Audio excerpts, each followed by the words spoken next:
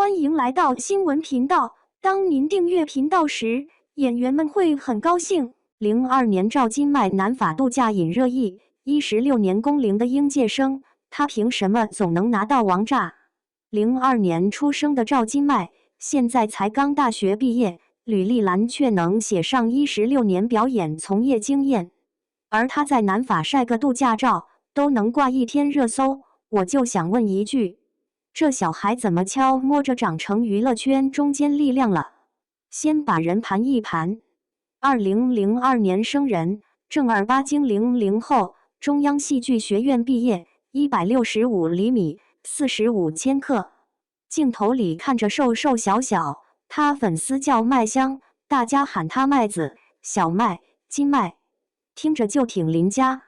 而问题是，这个看着像隔壁高中生的小姑娘，2010年就童星出道，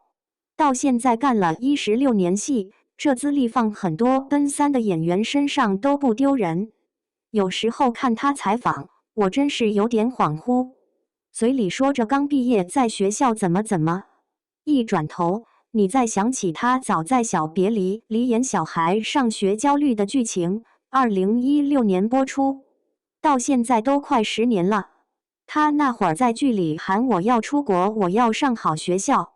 现实里转头就考上中戏，这不就典型的剧本照进现实？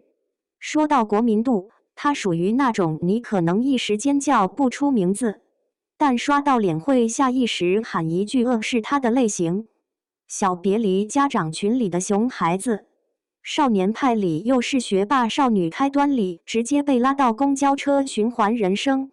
流浪地球系列里干脆扛起科幻大片的情绪线，一个人从家庭剧走到校园剧，再到科幻片、悬疑剧，全都踩在了大众视线最中央的位置，也难怪会被说资源好。但他这资源不是平地起高楼的那种。早年童星出身，国内媒体也写过，他在沈阳学舞蹈，还拍过各种广告、小角色。童星这条路，很多人走着走着就糊了，要么长残，要么演技停在卖萌阶段，而他就是那波少数走过尴尬期的，一脸稚气变成清爽学生感，镜头感没掉，反而更自然。我有个小学同学也是小时候去剧组跑过龙套，回来之后天天跟我们吹现场多辛苦，冬天大夜戏冻得直哆嗦。那会儿我就想，小孩在镜头底下长大，心里的多拧巴。后来再看赵今麦的状态，反而是他在镜头前越来越松弛。他在开端里跑、哭、喊，很多表情都不是那种童星式的用力过猛，而就是你被困在车上会真的露出的那种烦躁、恐惧和慌。开端这部戏算是他演技被全网集中讨论的一次。当年开播那几天，全网追更新，讨论公交车循环的逻辑，也有人质疑他会不会 hold 不住这么高概念的剧。结果戏一播完，大家反而记住了他那种学生气的真实。他在剧里的很多小动作，比如下意识护住包、打电话说错话挂断、跟白敬亭吵着要下车，都是细节堆出来的情绪，不是单纯靠哭戏堆存在感。而说到《流浪地球》，就更有意思了。《流浪地球2》上映的时候，很多观众是奔着吴京、刘德华去的，看完之后直接被韩朵朵戳中。一个在第一部里还只是闹脾气小孩的角色，到了第2部，情绪线拉长了，人也更立体。官方宣传里提过，《流浪地球3》他已经拍完戏了，这就意味着他会跟着这个顶级 IP 一路成长，观众陪着他从小孩看到成年。说白了，他现在的状态特别像一个被工作绑架的应届生，人家刚领毕业证，别人是摸简历，他是能把从童年到大学的剧照排成时间轴。网上有个说法形容他拥有16年工作经验的应届毕业生，说着好笑，其实也挺真实。16年啊，很多人16年换3、4份工作，他从小到大就是一条道走到黑，而他之所以又有国民度，又能让粉丝觉得亲切，核心还是人没变味。他有个很明显的点，很多节目或者路透里被夸几句就会明显害羞，眼神往下一飘，笑得有点局促。你说现在娱乐圈爱听夸的人多不多？多，但是真正能被夸到脸红，反而挺少。他就是那种会在采访里被夸你演得很好时，下意识摇头，说还得继续学的那种小孩。最近一次大规模上热搜，是南法的那组照片，人穿的也不算夸张，就吊带、短裙、牛仔裤这种很普通的度假风，头发扎一扎，脸上基本没什么浓妆。结果呢，一组图发出来，热搜挂半天。有人夸他瘦得刚刚好，有人喊这就是青春感吧，还有网友乐呵呵调侃这才是真正的2002年。我刷着那一条条评论，说实话有点感慨，现在网友对女演员身材、脸、状态都越来越挑，她却是那种被夸健康自然的类型。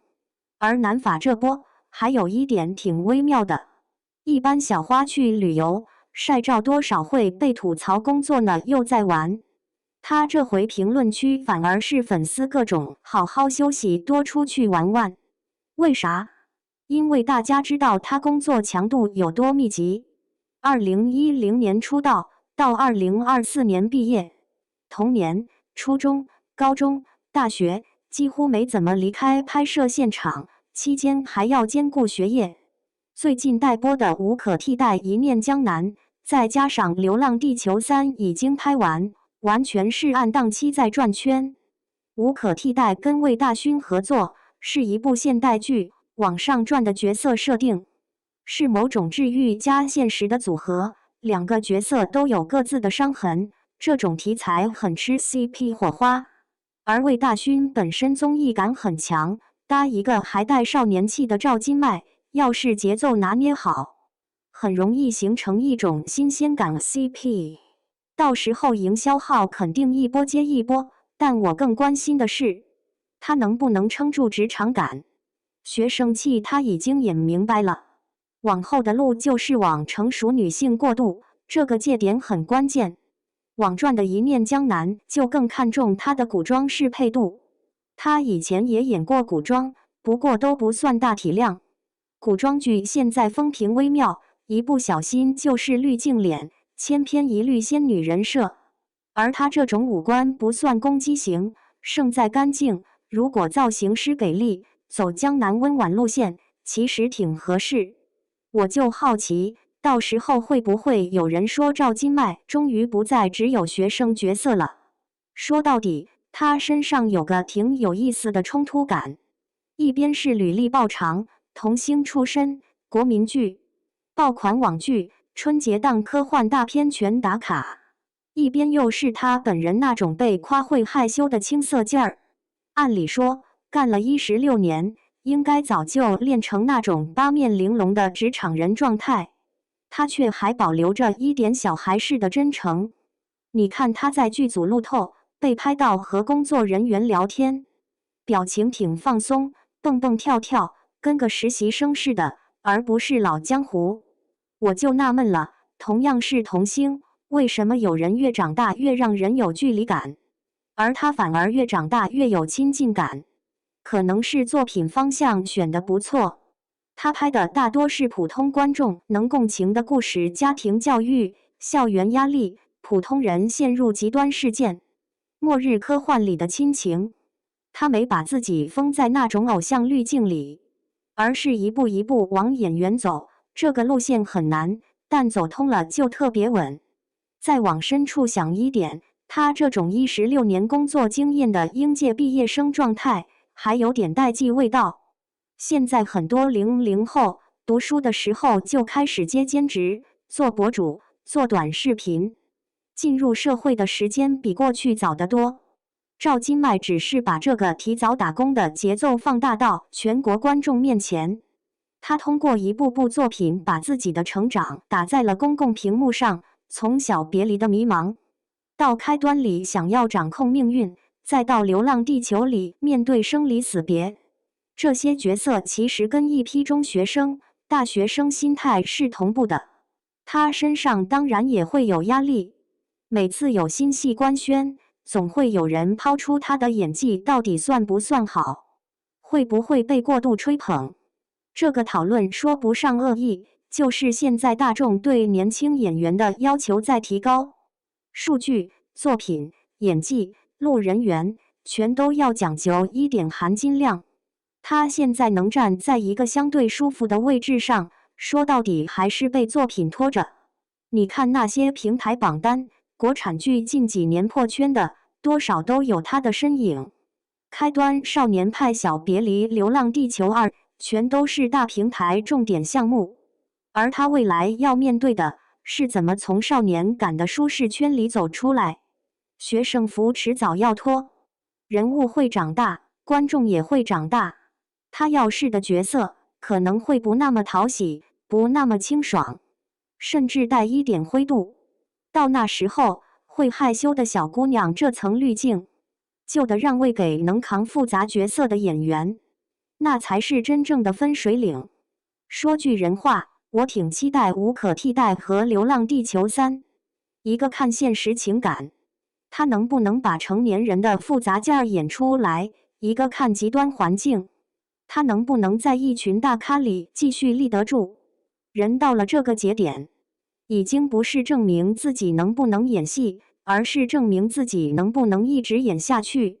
反正02年的赵今麦，现在是娱乐圈里少见的那种履历吓人，人不吓人，既有打工16年的老资格，又保留着被夸会羞的少女感。